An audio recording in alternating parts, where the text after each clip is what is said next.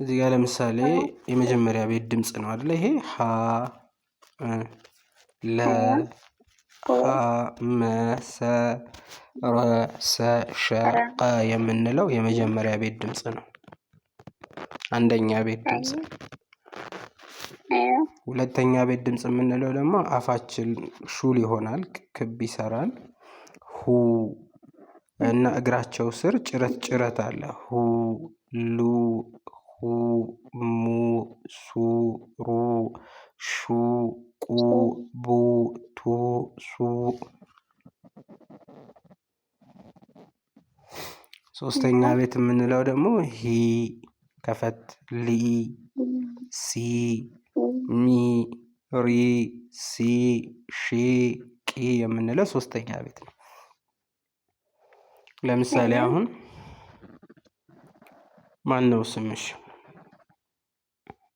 ነፊሳ። አውቀዋለሁ ስምሽን፣ ግን ራስሽ እንድትነግሪኝ። ነፊሳ ብንል ነ ስንል አሁን ስንተኛ ቤት ነው? አንደኛ ቤት፣ ሁለተኛ ነው፣ ሶስተኛ? ነ የሚለው ቃል አንደኛ ቤት። አንደኛ ቤት። ጎበዝ። ፊ ከሆነስ? ሶስተኛ ቤት።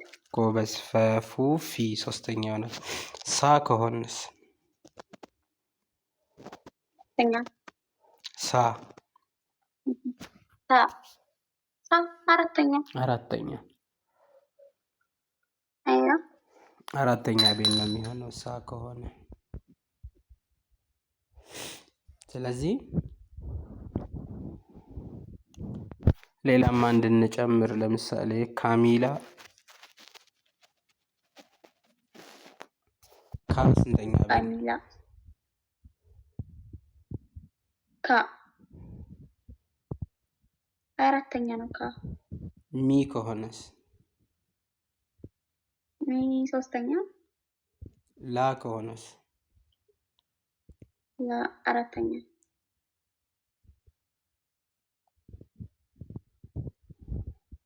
ካ ከኩኪ ካ አራተኛ ነው።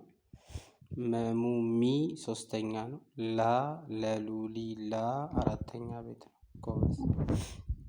ይህን ያነሳሁበት ምክንያት አለን። ወደ ፈትሐ፣ ወደ ከስራ፣ ወደ ዶማ ንባብ በምንገባበት ጊዜ ሐረካን ብለን እንጠራዋለን። እሺ፣ ሐረካ 3 ነው። ሐረካ ማለት ቃሉ ራሱ ሐረከ ማለት ነው። ቅርአት ስትቀሪ መሸምደድ ሳይሆን ከነ ምክንያቱ ከነ ማብራሪያው መውሰድ አለብሽ። ሐረካ ምን ማለት ነው ከተባልሽ፣ ሐረካ ማለት ምን ማለት ነው? ማንቀሳቀስ። ሐረከ ማለት አንድ ፊደል ጂም፣ ሚም፣ ኑን የሚባሉ ፊደሎች ብቻቸው መነበብ አይችሉም። ያለ ሐረካ፣ ያለ ፈትሐ፣ ያለ ከስራ፣ ያለ ዶማ፣ ያለ ስኩን ምንም ትርጉም የላቸው። ለዛ ነው ሐረካ ያስፈለገው። ሐረካ ለቁርአን ወሳኝ ነው። ከዛ 3 ሐረካዎች አሉ። አንደኛው ከላይ የሚቀመጠው ፈትሐ እንለዋለን። ማን እንለዋለን? ፈትሐ። ሁለተኛው ዱማ እንለዋለን። ዱማ።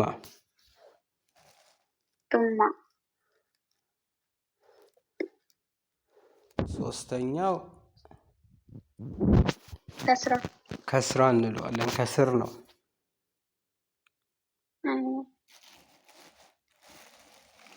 ፈትሐ፣ ዱማ፣ ከስራ።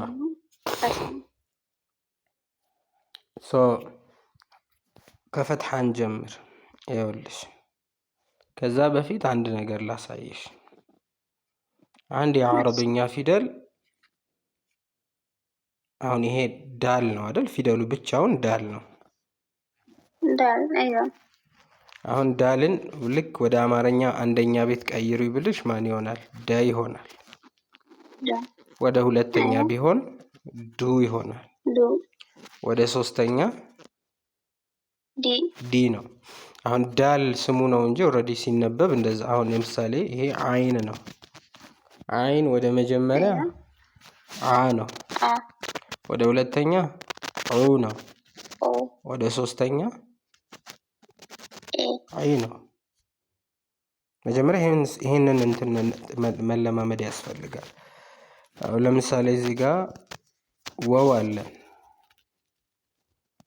ወው ላይ ወው ነው። ወን ወደ አማርኛ መጀመሪያ ቢቀይሩ ብልሽ ማን ትይዋለሽ?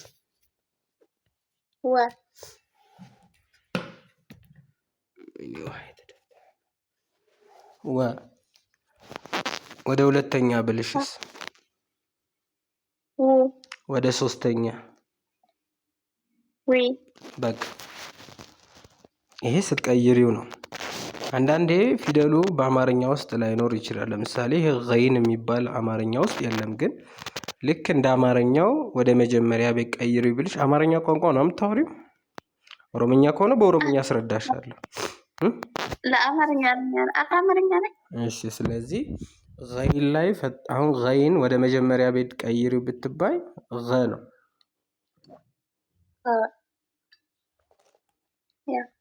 ወደ ሁለተኛ ብትባይ፣ ወደ ሶስተኛ ብትባይ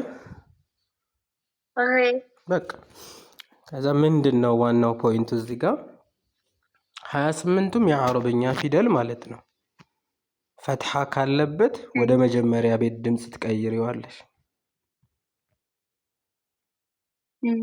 28ቱንም አሊፍ እስከ ያ ድረስ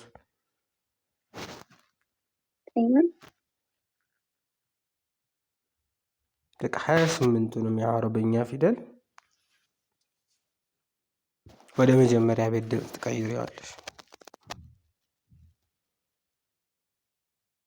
እሺ፣ ማፋቀድ አያስፈልገው ማለት ነው። እንዴት? አሊፍን አ፣ ባን በ፣ ታን ተ፣ ሳን ሰ፣ ጀ፣ ሐ፣ ኸ፣ ረ፣ ዘ፣ ሰ፣ ሸ፣ ሶ፣ በ፣ ጠ፣ ገ፣ ፈ፣ ቀ፣ ከ፣ ለ፣ መ፣ ነ፣ የ፣ ተ፣ አ ማድረግ ማለት መድ ነው ሳ? አይ እሱ መድ አይደለም፣ ሀምዛ ነው። ወደፊት እናየዋለን ለምን እንደዚህ እንደሆነ። ያለበት ያነቱ አይደለም እዚህ ጋር የተፈለገው። እዚህ ጋር የተፈለገው ሀምዛው ነው። ስለዚህ ይሄ የመጀመሪያው ፈትሐ ነው። ስለዚህ አሁን እዚህ ጋር ሶስት ፊደሎች ተቀመጡልሽ። በቃ ምንም እንትን ማለት አያስፈልግም። ዋው አለን፣ ላም አለን፣ ጂም አለን። አሁን ዋው ላይ ፈትሐ ቢኖረው ምን ይሆናል? በቃ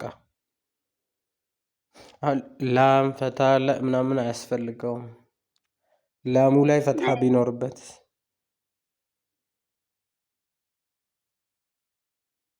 ወለ ጀ አታያይዥም። አንድ በአንድ ነው ስትቀሪ። እሺ፣ እዚህ ጋር ስንወስድ ደግሞ አሁንም አሊፍ ላይ ፈትሐ ስላለ አንደኛ ቤቱ ማን ይሆናል?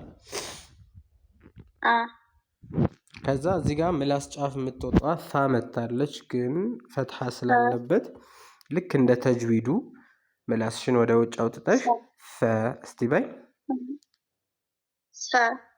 እዚህ ጋር ደግሞ ራ ነው፣ ፈትሐ ስላለበት በቃ ይሄ ፈትሐ ነው የምንለው። ማፋቀዱ እንትን አይደለም። አሁን ላይ ቀላል ይመስላል፣ ልምምድ ግን ይፈልጋል። ለምሳሌ አሁን የመጀመሪያው ዳል ነው፣ ፈትሐ ስላለበት ምን ይሆናል?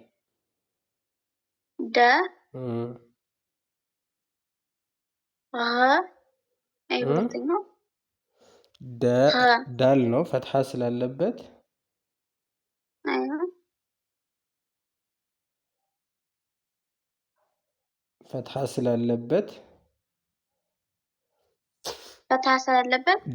ደ ይሆናል። ከዛስ ገይን ነው፣ ፈትሐ ስላለበት ገይን አይደለም፣ ኸ ነው ፊደሉ። خانو ح صح خانو متيو أ خديجة هم خ هم صح خ